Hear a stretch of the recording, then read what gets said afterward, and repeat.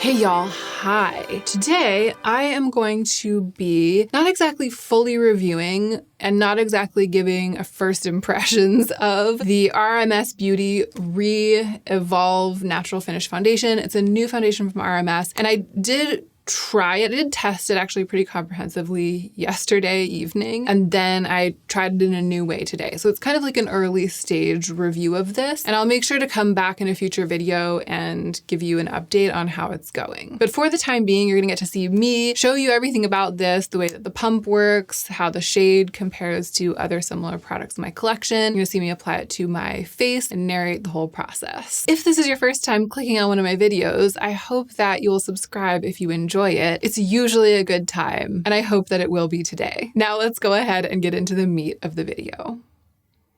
All right, here we are. I already have on a little bit of eye makeup, obviously. There's a little bit of skincare on my face that's been soaking in for hours, and I've already prepped my skin with the YSL New Glow In Balm, which is like a balmy skincare primer. So this has also been kind of like sitting and setting on my skin for a while, like maybe 20 minutes. So my skin has that nice, just moisturized feel that I feel like it often has right after I apply my skincare in the morning. It's not super oily, it's not super dewy, it's not super matte either, and it's not super grippy either. It's kind of like right in between, which is why I chose this as a primer for testing this foundation. Here's the bottle. It's pretty big. I don't know why I thought that it was going to be smaller. Like, this is the Kosas foundation, right? And this is the RMS one. I think that that's partly because it is replenishable. So to open it, you twist up and the pump pops up, and then you pump it out, and the tube of foundation is just an insert into this, which is a case. So when you look at the refill itself, it looks like a long, skinny version of a normal amount of foundation. And it is almost an ounce, 0.98 fluid ounces instead of 1.0 fluid ounces. That's really weird. They're like total honesty. We're not rounding up. Let's pump it out.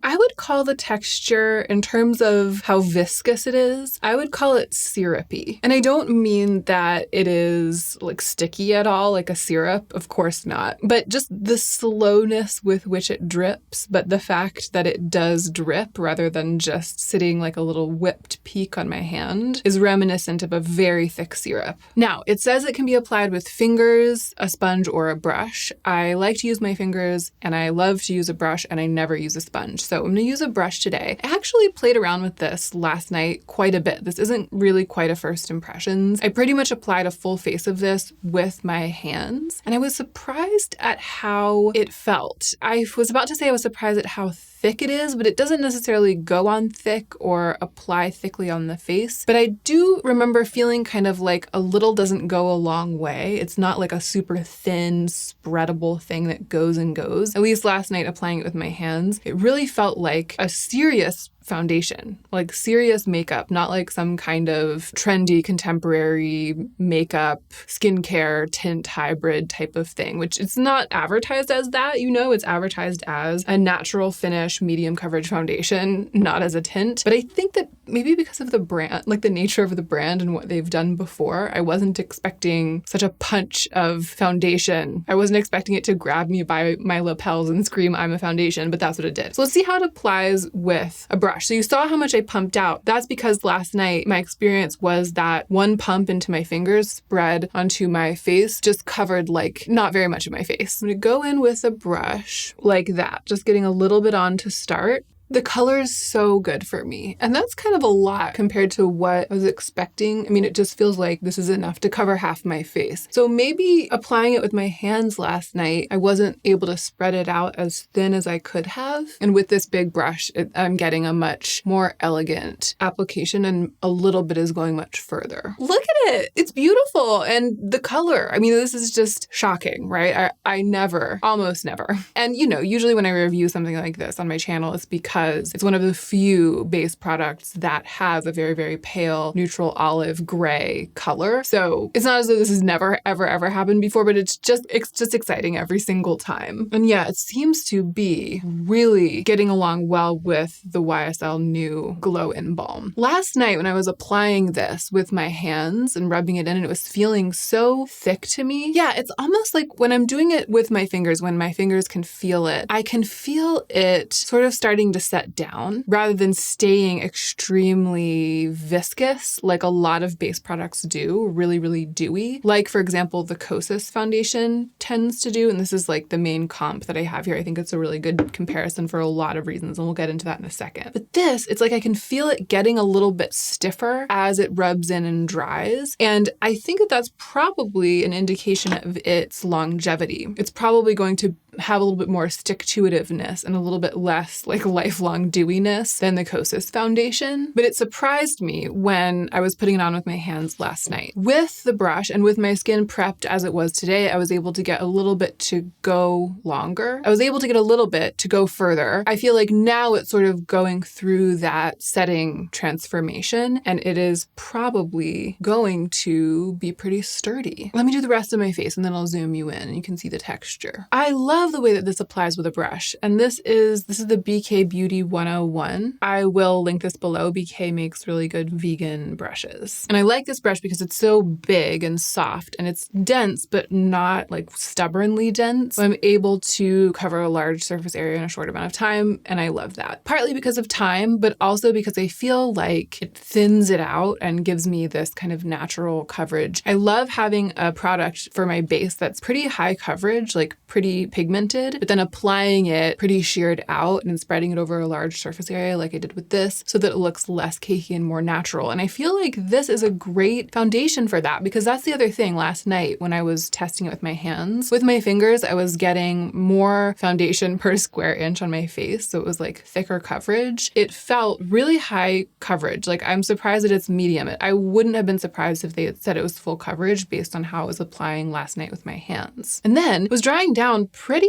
matte, almost like a luminous matte, almost a satin matte, but not something I would necessarily call that natural. You know what I mean? Like very, very skin-like or stretchy looking. But this is that. This coverage with a brush spread over a large surface area with a nice kind of balmy, luminous primer underneath. This is that. This really fits with all of the claims. But the way that it applied with hands last night kind of indicates to me that it could be used like to spot conceal. Like I feel like I could go in with product on my finger. Yeah, I like that. I feel like it is building on itself on those places where I want more coverage. And I like that because for me, it means that I don't need to get out another product. Like I wouldn't want to layer a concealer on top of this because it's providing plenty of coverage. And if I do that, really brighten up underneath my eyes, it'll start to feel like very, very full face of makeup. And I don't really want that. I like what it's doing now. It's really color corrected my complexion. I actually think that the shade match, which is really amazing, just as it is, would be even slightly better, like truly perfect with just a tiny bit of green color corrector, which I almost always use. I'm excited to try it with that. This is how much I didn't use, so I was definitely over enthusiastic when I was pumping it out. And this could be it for me for complexion for the entire day. Maybe a little bit of powdering, which I'll do in a second, but let me show you what it looks like close up. Yeah, I think it looks quite skin-like. I am going to set it with just the littlest bit of powder. I didn't bring a powder brush down here, so I'm just tapping like a tiny bit just in places where I want it. And let's let that sit for a little while so that it can do all of the setting that it's going to do, any oxidizing that it's going to do, like within the first 5 or 10 minutes of application, and then it'll check back in. And during that time, let me give you some shade comparisons. I've got to say the pump isn't the smoothest. It's like set back from the edge of the product, the actual mouth of the pump where it pumps out. So it's kind of prone, because it doesn't exactly projectile pump, it's kind of prone to just like blob out and down onto its own self, unless you're holding it like over an angle down. In fact, even if it's at an angle, if it's just at a small angle like this and you pump it, it's very prone to like dribble down its own bib, so to speak. And it just doesn't feel smooth. You know, some pumps are really like well designed and it doesn't feel like that. It hasn't given me any trouble in terms of whether it's actually pumping product. It just feels like it's worth mentioning. So there is the foundation. That's the way that it looks. Just a thick swatch, freshly pumped out, not dried yet. I'm going to put it next to Kosas Very Light Neutral 100, which is, as foundations go, a decent one for me, like a usable one for me. And I really like the formula of this. So there again, the Kosas is the one closer to my face and RMS is closer to my thumb. And that's another very thick, still wet swatch of the Kosas foundation. And I think you can see that the RMS is lighter and the Kosas has a little more orange in it. Like I think of this Kosas as being quite an olive leaning, super neutral, pale foundation. And I feel like the RMS foundation next to it is kind of making it look peach. So that is really exciting for me for the RMS one. I mean, it's exciting for us. It bodes well for our relationship. I will follow our relationship with much interest. I do want to show you what happens when these dry down because I swatched them together and waited for the dry down last night. Again, I was sort of semi-prepping for this. And I also want to give you one more really interesting swatch comparison, which is the Ket Cream Fix foundation, the cream foundation in the shade O1, which is olive 1, the lightest olive shade that they carry, and it's specifically a pale neutral olive. So it's right there on the end. That's the Ket Cream Fix lightest shade in the olive range. And I feel like with the three of them wet, the Ket, it looks like it has, again, a little more peach in it than the RMS foundation, but it is paler still than the Kosas. So again, going from my thumb down to the swatch that's closest to my pinky, we have the RMS foundation on top, underneath that, the Kosas foundation, and underneath that, the olive Ket Cream Fix, all of these in the lightest shade.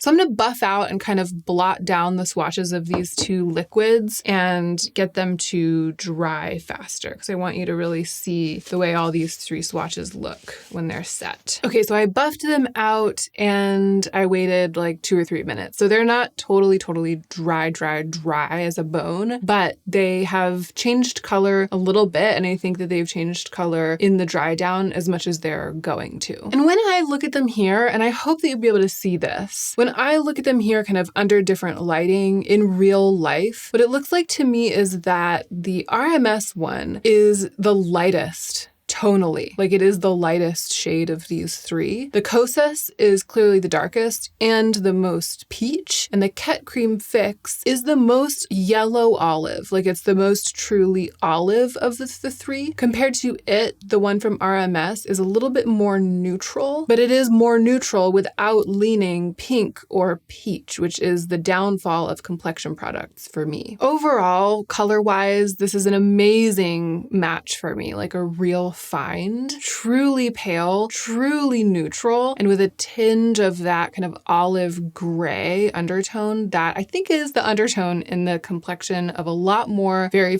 pale people than makeup companies realize, and even then those very pale people realize. As for the finish and the way that it changes over time, last night when I swatched these same three products on my arm and I let the swatches sit for quite a long while, and I went back to mess with them and see what had happened, the RMS, it had not set down to like a total bulletproof, literally like dry, matte, liquid lipstick type foundation finish. It was still a bit silky and maybe a little bit movable, but it wasn't sticky, which is really interesting because the Kosas, which to me is a beautiful foundation, I mean, gives an incredibly beautiful finish, something that it's kind of hard to put my finger on. It just makes my skin look really healthy and it feels really creamy and skincare going on. When I touched the swatch of it after having let the swatches set for, I mean, most of an hour, it felt serum-y and kind of sticky. Like it felt a little bit still skincare-y. Not so sticky that, you know, my hair would stick to it, but it just still felt like it was dewy. And of course, the Ket Cream Fix, it has a silky finish, but it's a cream foundation. It doesn't like chemically transform in the way that liquid foundations mostly do. So of the three, I felt like the RMS foundation dried down to to the most cosmetically elegant finish over time. In the application process, I feel like the Kosas is the most cosmetically elegant. There's just something about it that I can't get enough of. Kosas is so good when it comes to those finishes, but I was surprised that after I had applied the swatches and let them set, when I went back to mess with them, RMS kind of blew the other two out of the water. So because it has that really interesting quality of this lovely cosmetic longevity and the color is so good for me, I'm very pleasantly surprised by how many boxes it has checked. I rarely just like straight up review foundations. The thing that caused me to do it with this is the fact that the color looked so promising in the pictures on the website, but that has happened before and I've been fooled over and over again by swatches that look on the internet like they're exactly the color of my skin and a better match than anything I've ever seen. Then the product comes and it's like super orange or super dark or super peach, and that didn't happen this time.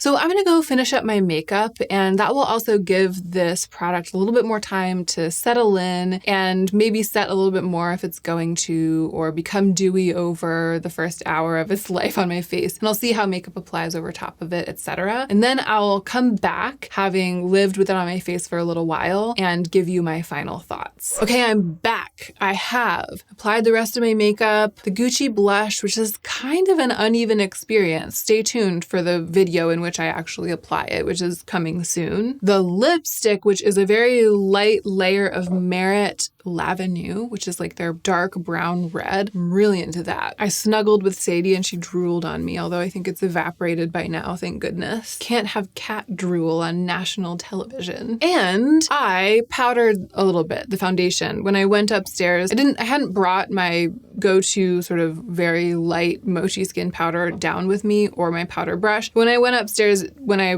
was in between filming and filming, I got my Kosas powder and I got the brush and I powdered a little bit. The foundation, it was looking a little dewy and it still is looking like that kind of mochi glowy dewy. I also feel like with the powder on top of it, it's looking even more like foundation. That might also be, and that might also be because it's sort of a medium coverage. And so it is doing that thing where it's making my skin really all one color. Like there isn't that natural variation in skin tone. It's like blanked out my skin. I'm just not used to working around that kind of effect because I don't usually have a foundation that actually matches my neck. So I don't usually just like paint on a foundation and then like put makeup on top of it like this. And it's not really my absolute favorite look. Overall, I'm impressed by the foundation, very impressed. And if I were looking for a base product like this, a foundation to just cover up all of my skin in one thin layer so that I could then apply makeup on top of that, it would be ecstatically amazing that I had finally found one that is truly a match for me. The fact that it's quite sturdy, that it applies beautifully, that the finish is good, would all be part of that ecstatic wonder. It's just got a lot going for it. I think going forward, for me, the way that I'm going to use it, because you better believe I'm going to keep playing with it, with this color, you know what I mean? Of course I am. I think that the first thing I want to do tomorrow is to experiment with mixing it with some sort of thinning agent. Like I might mix it with the Natasha Denona Skin Glass and see how that looks. I might mix it with a green color corrector and see how that looks, or with a BB cream, or maybe even with a primer, some other kind of primer. I'm really curious to see how I can use the fact that this is so close to my skin tone and the fact that it's so pigmented to my advantage as kind of like a mixologist, a makeup mixologist, which is something that I love to do. Kind of like the foundation version of the Rose Ink Concealer, which is really, really pigmented and does have that kind of gray undertone. And the other thing that I am excited to do with it, I think the second thing that I'll do with it is experiment with using it in a more targeted way. So basically using it as a concealer, just under the eyes, just to cover redness and spot conceal a little bit, but not painting it on all over my face like I did today. I will, of course, report back if I have quite a lot more to say when this actually goes live. I'll pin a comment. But the most important thing I think will be when I come back in like 3 or 4 weeks and give you an on-camera update about how it's going between this foundation and me. In the meantime, if you have any very specific questions that you think I could answer at this point that I haven't answered in this video, put them in the comments and I'll see what I can do. I hope that it was enjoyable to watch this, even though it was kind of like a semi first impression. I enjoy first impressions from time to time myself as a viewer because sometimes it can be really exciting to see someone try a product for the first time, experiment with a product for the first time. Sometimes I think that the impulse to purchase makeup, especially to overspend on makeup, comes partly from the desire to just see what it's like, open it up. And in my experience, a video can sometimes give that experience without me having to buy the thing. Sometimes I feel satisfied in that desire just watching someone else open it and play with it, and it dampens or makes more realistic the strong impulse that I was having to buy that thing myself. So that's why I keep these like first impressions or semi-first impressions sort of mixed in on my channel. I hope again that that's working for you and that you enjoyed it. And I really hope that you are remembering to take extra good care of yourself so that you can be the most effective version of yourself as you do your work in the world.